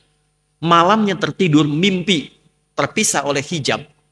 Mendengar suara menyampaikan, saya Aisyah mengucapkan terima kasih kepada engkau. Ini kisah nyata. Kisah nyata. Jadi kalau ibu dari sekarang niatkan, itu ada nasabnya, ada amalnya. Ibu tahu Mbah Maimun, Kiai Haji Maimun Zubair? Ya, yang dari Rembang itu. Itu selama hidupnya meneladani zikirnya Sayyidah Khadijah. Paling populer, paling favorit bahasan beliau itu Sayyidah Khadijah. Dibahas oleh beliau itu. Diteladani. Dan memohon kepada Allah tuh kebaikan-kebaikan luar biasa. Pengen wafatnya di Mekah, ya di tempat di samping yang sosok yang diteladani, dicintainya. Itu meninggalnya di Mekah, sudah penuh. Kuburan Ma'la itu penuh. Nggak ada lagi yang bisa masuk. Tapi izin Allah bisa dikuburkan di situ, dekat dengan makamnya Sayyidah Khadijah. Saya sudah zarah ke sana, sudah tahu. Ini Sayyidah Khadijah, ini Mbah Mun, ini ada Pak Kiai Yahya, ya, Mukhlis Yahya dan seterusnya. Itu orang luar biasa. Termasuk Syekh Nawawi Al-Bantani ada di situ. Syekh Nawawi Al-Bantani. Balik lagi. Dari situ ada nasab. Apa di antara nasabnya? Bukankah sepeninggal Nabi Sayyidah Aisyah punya ruang khusus untuk ibadah? Dan di situ pula beliau buka majlis taklimnya. Ya, ditutup lewat hijab. Jadi kalau sahabat pengen mendapatkan hadis, datang ke tempat namanya Sofwa. Nanti satu saat kalau ibu umrah atau haji, ya mungkin nanti ada ruangan raudhah, tahu ya Bu ya? Dari raudhah itu dari kamar sampai ke mimbar. Itu kan depan kamar itu menghadap ke sini, itu ada ruangan gundakan kan di atas. Nah itu tempatnya Sayyidina Ali bin Abi Thalib, sampingnya ada tempat mushaf. Itu namanya suffah. Suffah itu golongan orang-orang yang sengaja belajar kepada Nabi, sepeninggal Nabi belajar kepada istri Nabi SAW. Nah, di mana belajarnya? Di tempat itu dari siapa? Di antaranya Sayyidah Aisyah. Sayyidah Aisyah itu punya ruang khusus plus mihrabnya ada di situ. Di nasab Maryamnya sudah saya turunkan, nasab istri Nabinya sudah saya turunkan, tinggal amalannya. Oke, satu. Amalan pertama apa tadi? Tahan. Tempatnya di mana? Nah, itu yang istimewa ya Bu ya. Jadi kalau ibu di tempat biasa pun nggak ada masalah. Tapi kalau ingin istimewa di teruskan. Rakaatnya berapa? Saya ulang. Rakaatnya berapa? Oke. Ya, 8, 11 gini, ya, bebas ya. Sudah, fokus. Dalilnya apa? Nah, kalau sudah masuk kita ke ibadah, tidak boleh pakai pendapat pribadi. Harus pakai ad-dinu huwad dalil, ya. Jadi di Imam Muslim itu punya 9 jilid. Jilid pertamanya, itu di jilid yang pertama di Sahih Muslim, ada bab tentang muqaddimah. Di situ ada hadis pertamanya tentang sanad. Babul isnadi minad din. Semua terkait agama itu mesti ada sanad, mesti ada dalil. Laulal isnadu laqalan nasuma yaqul. Kalau nggak ada dalil, semua orang bisa punya pendapat. Hadis Muslim nomor hadis 729. Yang meriwayatkan siapa? Ibnu Umar radhiyallahu taala anhuma. Namanya Abdullah, anaknya Umar. Umar bin Khattab itu sengaja bikin rumah persis di depan rumahnya Nabi, depan Raudhah. Arah ke awali, ke depan. Sengaja dibikin kamar untuk Abdullah kecil anaknya, supaya melihat Nabi sejak keluar rumah. Jadi Umar ini sudah menyiapkan anaknya Abdullah khusus untuk belajar dengan Nabi. Ini nasab, Bu, ya. Jadi ada nasab dalam ilmu hadis, mesti ada di keluarga yang dibanggakan walaupun satu perwakilan, Bu. Ibu nggak hafal Quran, siapkan satu anak untuk hafal. Anak belum hafal, ada cucu. Allah sudah kasih 10 anak, 20 cucu. Kalau dengan demikian belum ada juga satu yang dibanggakan, berapa lagi yang harus Allah berikan? Siapkan. Jadi nanti di akhirat itu ada yang dibanggakan. Siapa yang dibanggakannya nanti? Yang mau ngasih mahkota siapa? Satu siapkan. Ahli matematika bagus, yang arsitek bagus. Tapi usahakan satu ada yang jadi kebanggaan saat pulang. Itu poinnya. Nah, Umar nyiapkan anaknya Abdullah. Abbas nyiapkan anaknya Abdullah. Amr bin As nyiapkan anaknya Abdullah. Malikah nyiapkan anaknya namanya Anas. Abdullah disiapkan rumah depan rumah Nabi, kamarnya disiapkan supaya lihat Nabi dari sejak keluar rumah, gimana jalannya, gimana kemudian ke majlis taklimnya. Sehingga setelah Nabi meninggal, beliau meriwayatkan hadis sebanyak kurang lebih 2.800 hadis. Di antara hadisnya, ini yang mau saya sampaikan. Salatul laili masna masna. Kata Nabi, kalau ingin memulai tahajud, ada kelasnya. Ada kelasnya. Pertama kelas pemula. Ya. Tapi bangga, pemula juga tahajud. Kelas pemula itu jangan dipaksakan dulu, ngambil 11, ngambil 23, ngambil 40, terlalu banyak. Ini dari Nabi, bukan dari saya. Mulailah dengan 2 rakaat dulu. Berapa? Jadi kalau ibu baru pertama tahajud, jangan dipaksakan 11. Nanti resikonya 2. Resiko pertama, subuh bisa kesiangan. Resiko kedua, besok gak tahajud lagi. Udah? Mulai dengan berapa rakaat? Witir 1. Iya kan? Tahajudnya berapa rakaat? Witir? Baik, 1. Yang kedua, rumus kedua, jangan pilih surat yang panjang-panjang dulu. Ya, langsung sepakat. Meneladani istri Rasulullah. Rakaat pertama Al-Baqarah, rakaat kedua Ali Imran. Witirnya An-Nisa, ya, subuhnya kesiangan. Kecapean. Dah, yang paling gampang dulu. Dah, 1. Rakaat pertama bisa dibaca Al-Falaq. Qul a'udzu birabbil. Rakaat kedua bacaan Nas. Witir baca Al-Ikhlas. Qul huwallahu ahad. Itu kelas pemula yang dari wajahnya sudah kelihatan cool. Dah? Nanti belum selesai. Rakaatnya berapa jumlahnya? Witirnya berapa? Yang dibaca surat apa? Qul. Waktunya, ingat saya bicara pemula nih. Waktunya pepetin ke subuh. Enggak, ini betul. Ini betul. Ibu jangan dulu komen deh, biar saya aja ya. Dah, waktu kita sebentar lagi. Dah, tahan. Subuh jam berapa sekarang?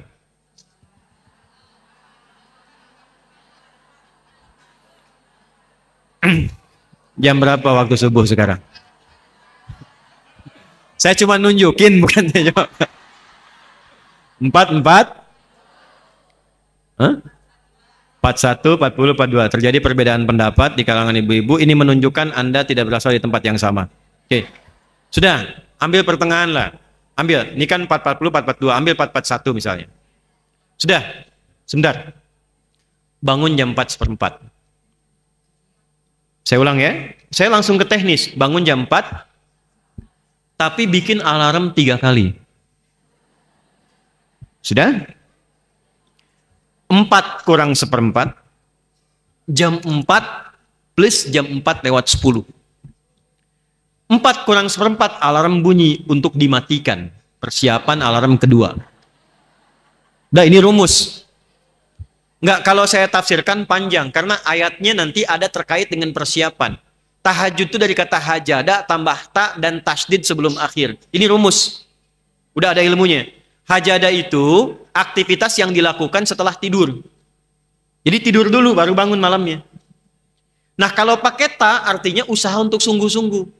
Kalau pakai tasydid sebelum akhir artinya tidak mudah melakukannya. Jadi untuk tahajud itu nggak mudah. Ibu nggak percaya silahkan. Ibu pengen bangun jam 3, belum tentu bisa bangun. Godaannya nggak mudah. Memang bangun, tapi kan masih begini. Sadar jam 4 kan? Nah, jadi pasang alarm 3 kali, matikan, siap yang kedua, begitu yang ketiga sadar. 4/4 itu kan tidak langsung ibu sholat kan? Nggak ada orang bangun langsung sholat. Apa sunnahnya setelah itu? Saya agak cepat. Saya jawab pakai hadis. Abu Dawud nomor hadis 1367. Dari Abdullah lagi, tapi Ibnu Abbas radhiyallahu ta'ala anhuma. Sedang menginap di rumah bibinya, salah satu istri Nabi sallallahu alaihi wasallam, namanya Sayyidah Maimunah. Itu masuk kemudian nginap di situ, tidur, ingin lihat kebiasaan Nabi. Kata Ibnu Abbas, setelah meninggal dunia Nabi, beliau hafal 2000 hadis, usia masih 13 tahun kurang lebih. Kana an-nabiyyu sallallahu alaihi wasallam idza istayqadha min naumihi fajalasa wa masaha bi yadihi min athari naumi. Faqara khawatim Ali Imran. Baru baca doa bangun tidur, baru fadhahaba ila shanin mu'allaqah fatawadda. Kalau bangun dari tidur, beliau menghilangkan ngantuknya dulu. Caranya duduk dulu, gini. Nggak langsung beraktivitas. Nanti gunakan tangan yang bersih untuk menghilangkan bekas ngantuk. Jadi jangan baca doa dulu, baca doanya dalam sadar. Bukan saat ngantuk. Jadi baca doa ketika sadar. Saat sadar itulah doa yang dibaca masuk ke hati. Kalau sudah masuk ke hati, tubuh dibimbing untuk mudah bangun. Yang kadang-kadang repot, belum sadar baca doa. Jadi doanya nggak masuk. Nah, setelah itu baru pergi berwudu. Antara ibu bangun sampai wudu kan ada jeda kan? Kalau Anda siapkan jedanya itu 15 menit dari bangun, wudu, balik lagi persiapan 15 menit, maka muncullah setengah 5, 4:30. Ibu masih punya waktu kurang lebih 11 menit untuk sholat plus witir. 2 rakaat bacanya Al-Falaq dengan An-Nas. Nggak mungkin 1 jam. Nah kan? Paling lama 5 menit. Witirnya Al-Ikhlas. Paling lama 2 menit. 5 tambah 2, 7 menit. 3 menitnya sunnah Nabi rebahan. Miring kanan. Nunggu subuh. Nggak mungkin tidur lagi tuh. Karena mepet ke subuh. Ya kan? 1 menit kemudian azan. Jadi ibu dapat tahajud, dapat witir, dapat sunnah rebahan, nunggu ke subuh sambil zikir, plus subuhnya. Tapi itu pemula.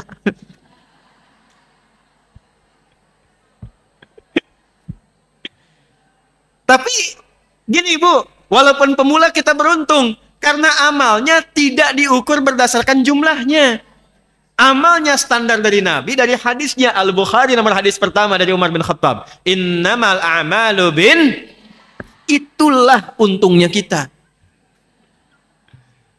Jadi Allah nggak akan lihat surat Al-Falaqnya, lihat surat An-Nasnya. Yang dilihat niat. Kita sudah punya niat meneladani istri-istri Rasul. Amalnya diikutin secara bertahap. Itu udah pahalanya. Jelas? Nanti kalau sudah merasa enak, bosan sendiri. Al-Falaq terus, An-Nas terus. Besoknya tambah 4 rakaat. Witirnya tetap sah. Besoknya lagi, bosan lagi. Tambah 6 rakaat. Terus sampai merasakan kenikmatan. Ya kalau sudah nikmat itu nanti sudah beda-beda. Ada yang 11 rakaat. Ada yang pengen dari 23 rakaat. Ada yang sampai 40 rakaat. Sahabat tuh macam-macam, beda-beda. Jelas sampai sini? Nah, tapi poinnya, kerjakan di mihrab. Jelas? Oke, setelah selesai, ibu doa. Silahkan minta apa saja. Tapi doanya, bagian akhir, awali dengan istighfar dulu. Sudah? Awali dengan apa? Ini rumus Quran. Jadi lihat urutannya. Tahajud. Setelah itu istighfar. Baru kemudian berdoa. Catat dalilnya, dalil Qurannya. Catat dalilnya. Quran surah ke-51. Sudah? Ayat 15 sampai 18. Ayat 15 sampai 18. Oke. Sudah? Quran surah 51 Az-Zariyat ayat 15 sampai. Baik, lihat-lihat. Tadi amalannya amalan apa? Ya, termasuk takwa kan? Masih ingat ibu dari awal? Ini rumusnya takwa, jenisnya ibadah ritual. Orang takwa kalau satu disebut taqi. Kalau banyak disebut muttaqin. Masih ingat gak tadi ibu di pengantar saya di mukaddimah? Ini semua yang saya terangkan ini Quran semua. Jadi saya jelaskan itu kandungan Quran semua. Ibu masih ingat gak? Kalau ada orang mengikuti ini, satu rombongan tadi dengan orang tua, dengan sahabat, masuk surganya lewat apa? Ya, taman surga kan? Perhatikan ayatnya. Innal muttaqina fi jannati wa uyun. Aku tegaskan kata Allah, pakai inna, aku tegaskan ada golongan orang takwa. Masuk surganya langsung lewat taman surga. Fi jannati wa uyun. Akhidhina ma atahum rabbuhum. Mereka mendapatkan hasil dari kerja keras mereka di dunia yang langsung diberikan oleh Allah di surganya itu. Ini saya rangkum semua dengan tempatnya. Innahum kanu qabla dzalika muhsinin. Mereka punya amalan-amalan ihsan saat di dunia. Ini bukan kebetulan nih. Masjidnya Masjid Alih. Nah, amalannya takwa. Jalurnya sudah disebutkan. Siapa mereka, apa amalannya? Perhatikan. Kanu qalila binal laili ma yahjaun. Mereka itu saat di dunia tidurnya sedikit, membiasakan bangun malam. Konsisten. Tahajud. Jadi ayat ini ingin menerangkan ada calon penghuni taman surga yang sedang beraktivitas di bumi. Sebelum dia meninggal sudah dikabari dan dia pilih itu. Setelah dia tahajud selesai, mendekat ke arah subuh. Nah, waktu yang dekat ke subuh itu bahasa Arabnya disebut dengan sahar namanya. Ya, sahar. Aktivitas yang dikerjakan di waktu sahar namanya sahur. Kenapa ada makan sahur? Maksudnya makannya pepetin dekat subuh. Jangan terlalu awal. Kalau subuh 4:30, makanlah jam 4, makan 4:04. Kalau makan 2:30 bukan makan sahur. Itu makan namanya setengah malam. 1/3 malam. Sahur itu mepet ke subuh. Apa hikmahnya? Supaya tenaganya lebih terkumpul. Tahan laparnya lebih lama. Karena mepet ke dekat subuhnya. Itu sahur. Waktunya apa? Sahar. Jamak dari sahar itu namanya ashar. Asharun. Selain makan sahur, ada amalan lain yang dahsyat. Kalau dikerjakan konsisten, jaminannya teman surga. Apa itu? Ayat 18-nya. Wabil ashari hum yastaghfirun. Ya. Dan ada orang yang istighfar. Jadi setelah tahajud, urutannya istighfar. Setiap dia waktu sahar menjelang subuh, dia istighfar dulu. Astagfirullahaladzim, astagfirullahaladzim, astagfirullah. Itu yang paling pendek. Sekali lagi, kelas pemula. Astagfirullah, astagfirullah, astagfirullah. Naik dikit. Astagfirullahaladzim, alladzi la ilaha illa huwal hayyul qayyum wa atubu ilaih. Naik dikit lagi, nanti ada yang paling panjang. Allahumma ya Rabbi, anta Rabbi, wa ana abduka khalaqtani wa ana abduk. Itu kelas paling tinggi istighfar, sayyidul istighfar.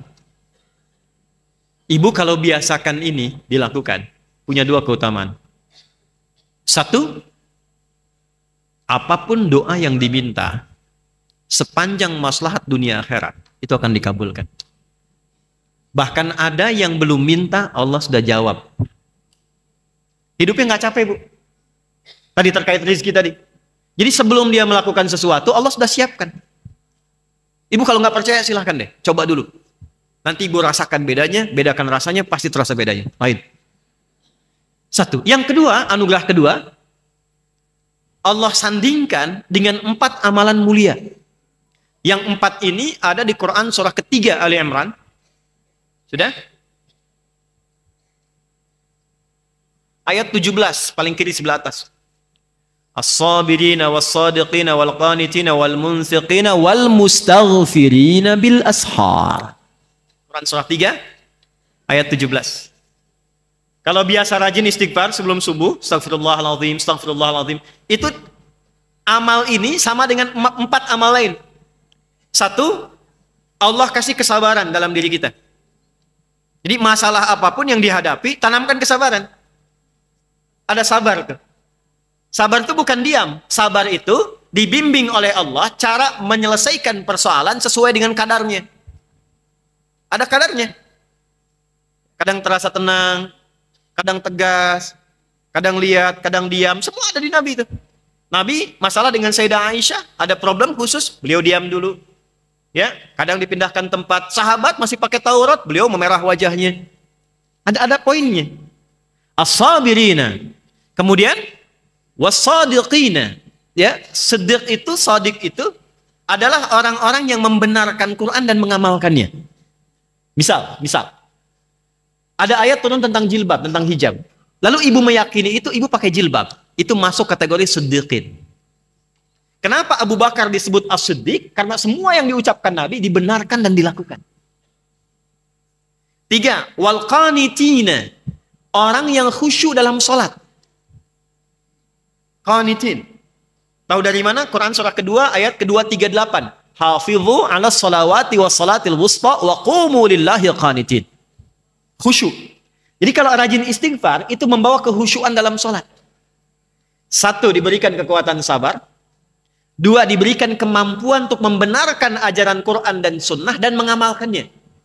Jadi ada yang tahu, Bu, itu benar tahu dari Quran, tapi nggak punya kemampuan mengamalkan.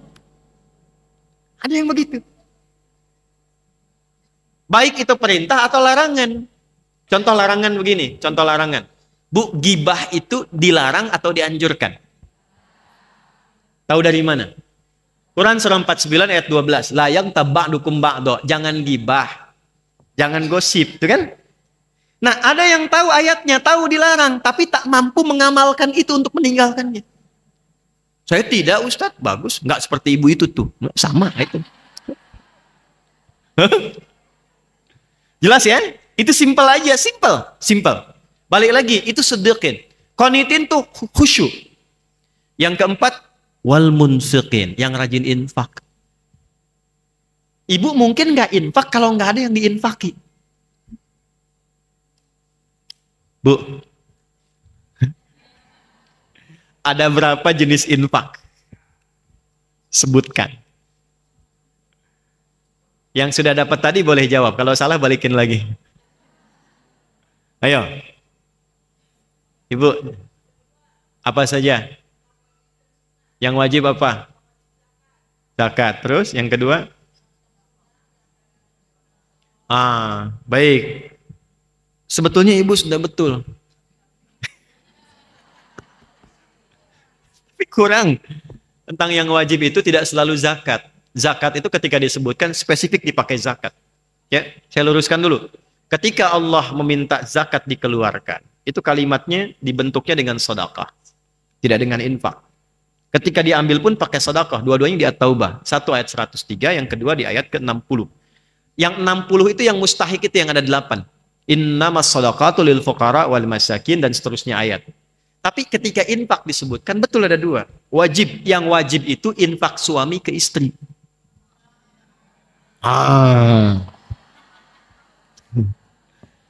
Ya. Nih Pak. 1 dirham. Bahasa Nabi nih. Yang diberikan oleh suami kepada seorang istri itu lebih tinggi nilainya di sisi Allah dari pemberian apapun.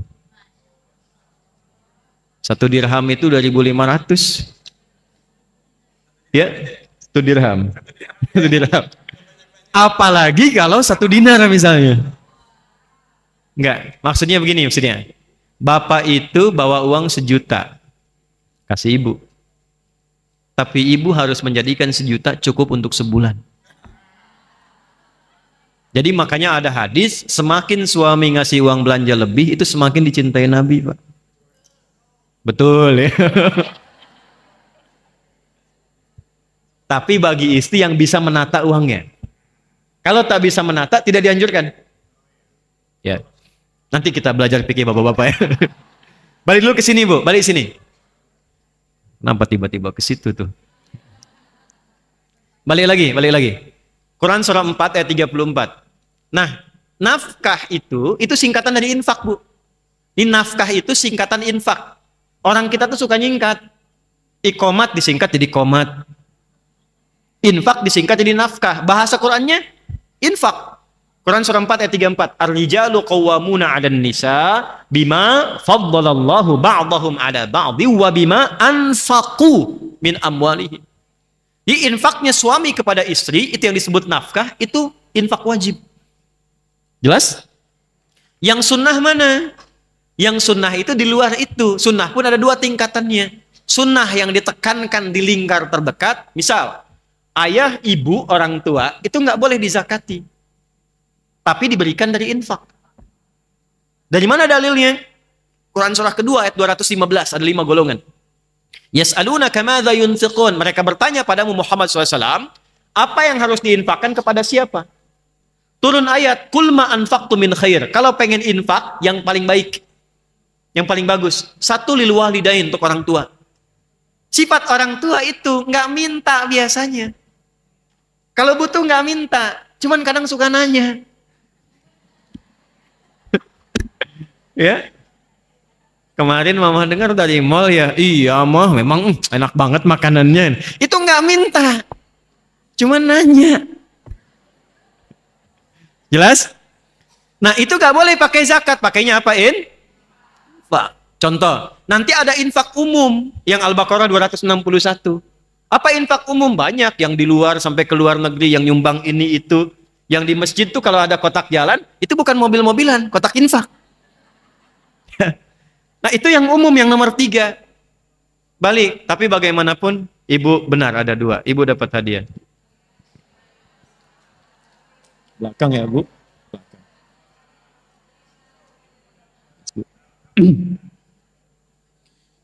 Ya Allah. Sudah? Sudah? Balik sini. Sudah ya Bu ya? Nah, pertanyaannya bukan itu. Pertanyaannya, mungkin nggak infak kalau nggak ada yang diinfaki? Mungkin nggak? Nggak ada kan? Harus ada hartanya kan? Nah, istighfar itu memudahkan datangnya rizki dan harta.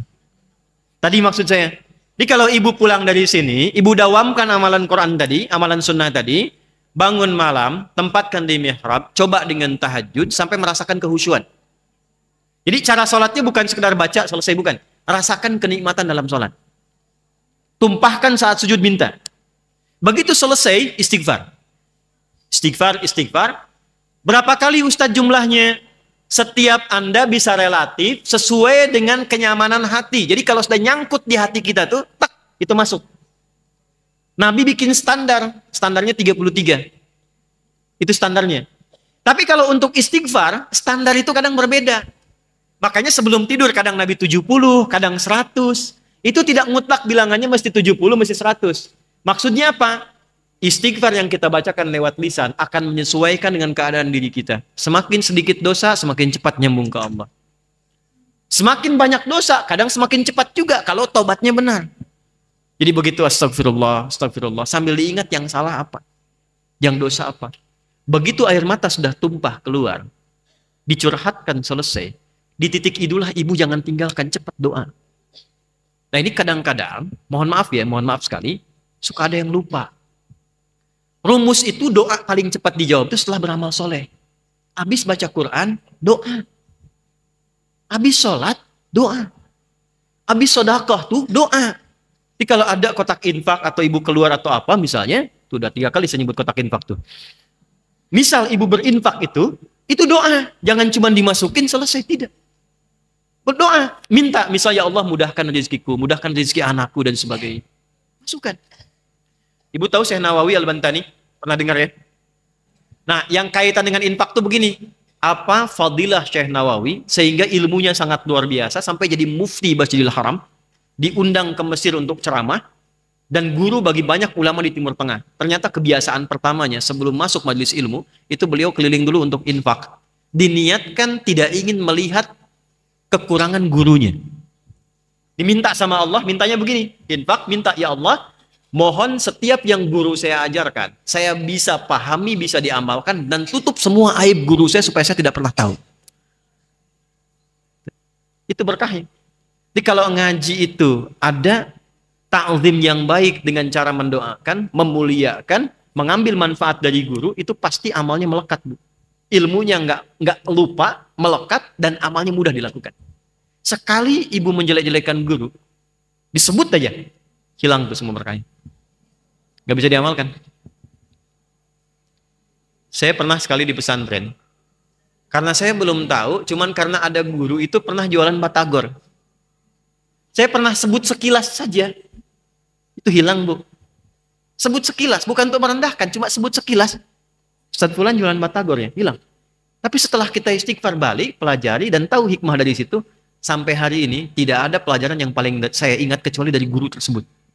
Yang lain ingat, tapi yang ini saya tahu jam berapa, kitabnya apa, ngajarnya di mana, wajahnya sampai seperti apa saat mengajar.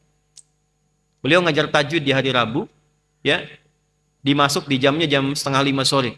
Sampai sekarang saya kitabnya hafal. Ya, dari isinya. Kitabnya Hidayatul Mustafid fi Ilmi Tajwid. Saya menghafal dari mulai jam 2. Kitabnya tipis, tapi sangat berharga sekali. Dan saya belum paham bahasa Arab pada saat itu, tapi hafal.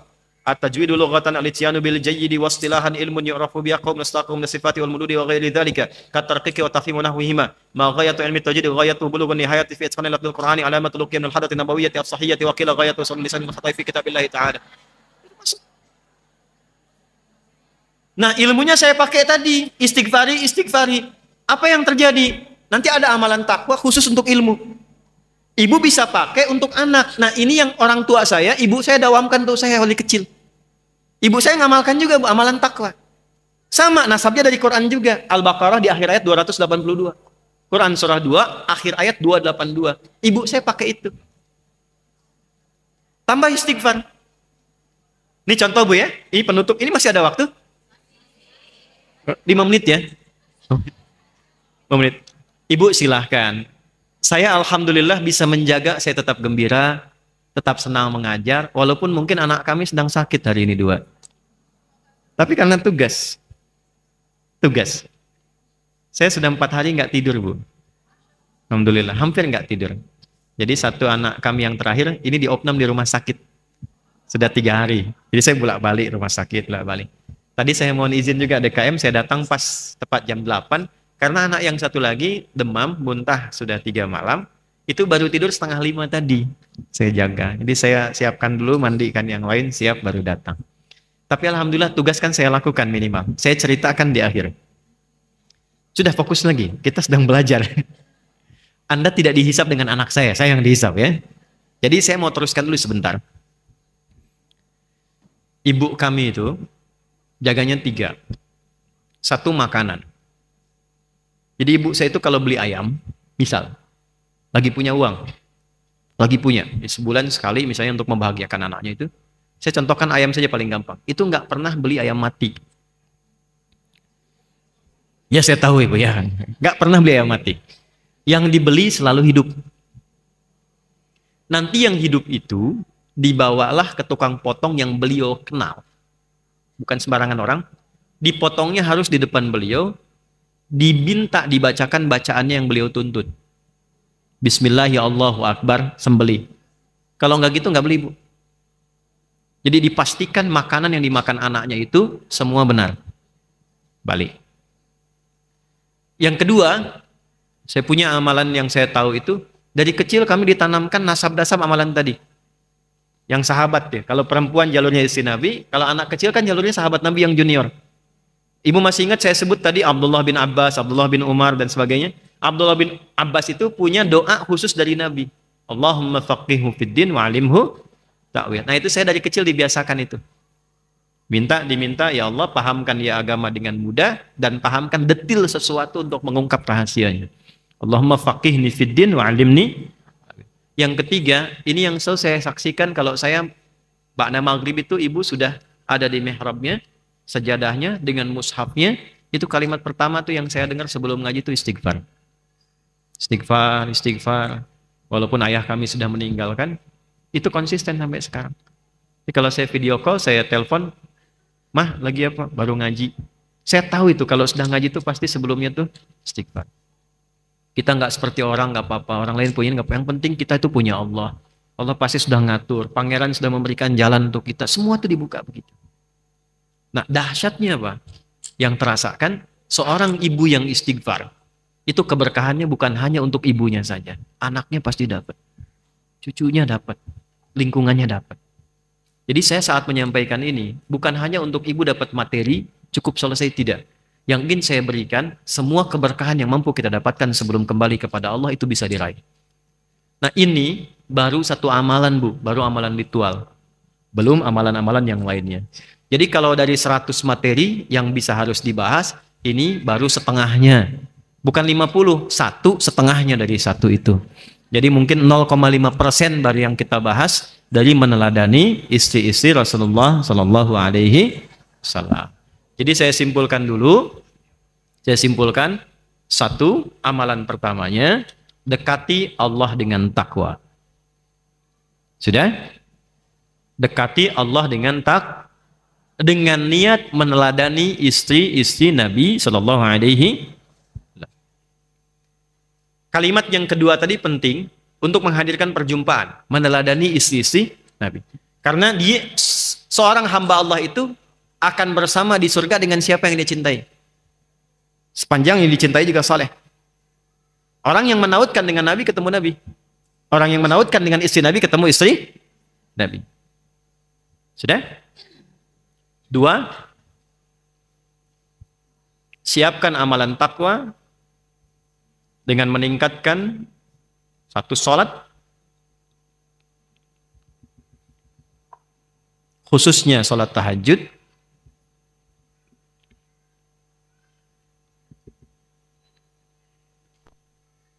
Sudah? Di sepertiga akhir malam menjelang fajar. Sudah? Memasuki waktu sahar. Jadi batasnya sahar. Sudah? Nomor selanjutnya. Memperbanyak istighfar setelah tahajud. Memperbanyak istighfar setelah tahajud. Hingga merasakan kenikmatan taubat di dalam hati. Hingga merasakan kenikmatan taubat di dalam hati dan kenyamanan di dalam jiwa. Sudah? Yang terakhir, tutup dengan doa. Tutup dengan doa. Koma. Nggak usah ditulis komanya, tanda aja. Memohon kepada Allah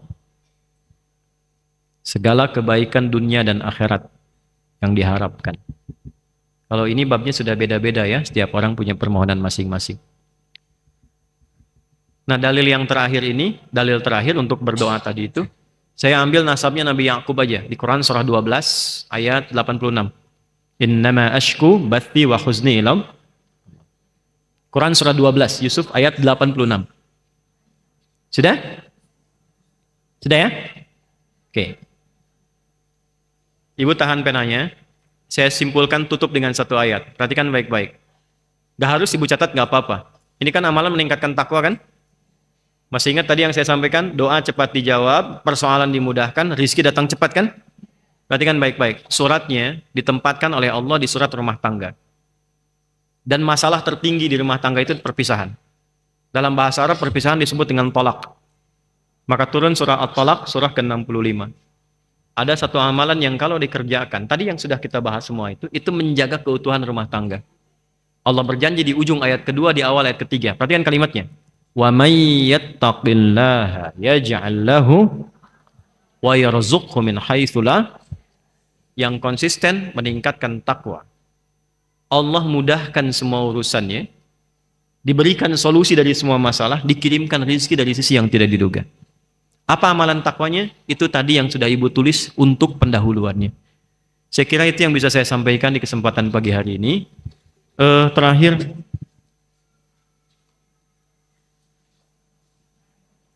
siapa yang mau? Siapa yang mau?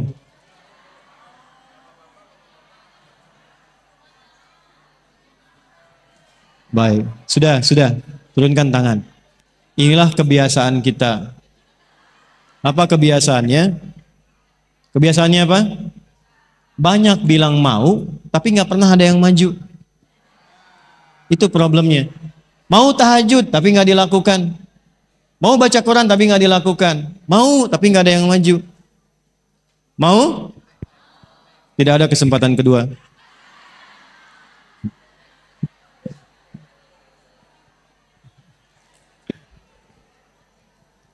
Terakhir nih. Mau? Alhamdulillah. Baik. Memang tidak ada kesempatan kedua, tapi selalu terbuka peluang bagi yang ingin terus mencoba. Ya. Nah, buat ibu deh yang di tengah tuh.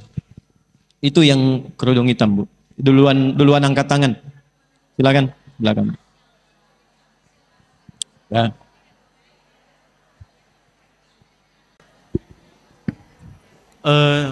Kita berdoa. Mudah-mudahan doa kita diterima Allah Subhanahu wa taala. Dan saya mohon izin langsung pamit setelah ini. Ibu tahan sebentar. Simpan penanya, simpan bukunya. Sejak kita memohon kepada Allah supaya kita diberikan kebaikan dan kehusyuan. Allahumma taqabbal minna innaka antas samiul alim wa tub alaina innaka antat tawwabur rahim. Allahumma nahmaduka hamdan kama 'allamtana an nahmadaka wa nashkuruka syukran kama 'allamtana an nahmadak. Antal muqaddim wa antal muakhir biyadikal khair innaka 'ala kulli syai'in qadir. Nusalli wa nusallimu ala rasulika al-karim nabiyina Muhammadin wa 'ala alihi wa sahbihi ajma'in. Rabbana la tada' lana fi maqamina hadza dhanban illa ghafartah. Ya Allah, bila ada pendosa hadir di sekitaran masjid ini atau dalam masjid ini, jangan biarkan dia meninggalkan tempat ini kecuali Engkau ampuni seluruh dosa-dosanya. Allahumma wala hamman illa farajtah. Ya Allah, jika yang ada hadir di antara kami membawa kegelisahan, maka jangan biarkan dia pulang kecuali Engkau telah tenangkan keadaan jiwanya. Allahumma wala dainan illa qadaitah. Ya Allah, bila yang hadir di antara kami diuji dengan utang piutang dalam hidupnya, berikan ia keluasan rezeki untuk melunasi utang-utangnya. Allahumma wala maridan illa syafaitah. Jika ada di antara kami atau koleganya, keluarganya diuji dengan penyakit seberat apapun, angkat dan hilangkan penyakitnya. Allahumma ya arhamar rahimin, ta'allamna ya Allah naqtadiya ummahatina ummahatil mu'minin. Allahumma barik lana wa barik lahunna wa barik lana jami'an ya arhamar rahimin. Ya Allah, kami datang untuk belajar meneladani ibunda kami, istri-istri Rasulullah sallallahu alaihi wasallam. Ya Allah, percikan keberkahan kemuliaan kepada kami yang belajar saat ini. Berikan keberkahan kemuliaan pada kami dalam menjalani kehidupan sampai kami berpulang kepadamu ya arhamar rahimin. Wa alhiqna ma'ahunna ma'aladina amta alaihim nabiyyin wa siddiqin wa syuhada'i salihin wa hasuna ulaika rafiqa. Dan mohon saat pulang kami ya Allah dengan bekal yang kami siapkan, dengan pelajaran yang telah kami tempuh, mohon berikan kesempatan untuk bersua dan membersamai ibunda kami ummahatil mukminin beserta Rasulullah sallallahu alaihi wasallam dan orang-orang saleh yang Kau tetapkan dalam surgamu. Rabbana atina fid dunya hasanah wa fil akhirati hasanah wa qina adzabannar. Sallallahu alaihi wasallam Muhammad wa ala alihi washabbihi ajma'in. Wa akhiru da'wana subhanakallahumma wa bihamdika asyhadu an la ilaha illa anta nastaghfiruka wa natubu ilaik. Walhamdulillahi rabbil alamin. Terima kasih segenap dari RW 13, RW 16, kemudian juga dari pengurus DKM, RT dan Ibu sekalian. Saya jam 10 harus sudah ada di rumah sakit. Saya mohon izin, mohon pamit. Terima kasih. Assalamualaikum warahmatullahi wabarakatuh.